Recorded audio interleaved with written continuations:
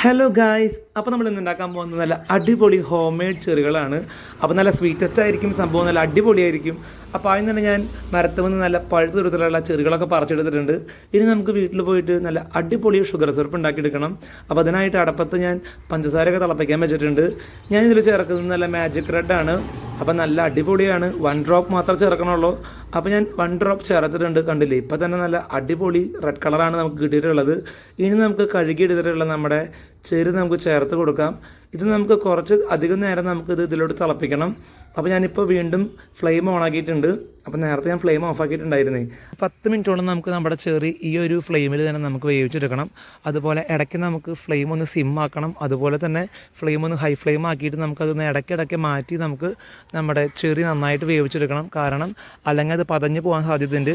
അതുപോലെ തന്നെ പാത്രത്തിൻ്റെ സൈഡിലൊക്കെ നമ്മുടെ ഷുഗർ സിറപ്പ് നന്നായിട്ട് കട്ടി പിടിച്ചിരിക്കാൻ സാധ്യതയുണ്ട്. അതൊക്കെ നന്നായിട്ട് നമുക്ക് വടിച്ചെടുത്തിട്ട് നമ്മുടെ ഷുഗർ സിറപ്പിലോട്ട് തന്നെ മാറ്റണം. അല്ലെങ്കിൽ അതൊക്കെ അടിപിടിച്ച് മാറാൻ സാധ്യതയുണ്ട്. അപ്പം നമ്മുടെ ചെറിയൊക്കെ നന്നായിട്ട് സെറ്റായി വന്നിട്ടുണ്ട്. ഒരു 10 ദിവസം നമുക്കിത് മാറ്റി വയ്ക്കാം. നല്ല അടിപൊളി ടേസ്റ്റി ഹോം മെയ്ഡ് നാച്ചുറൽ ആയിട്ടുള്ള ചെറി റെഡി ആയിട്ടുണ്ട്. അപ്പോൾ എല്ലാവരും ട്രൈ ചെയ്യുക. അപ്പോൾ ഗൈസ്, ബൈ.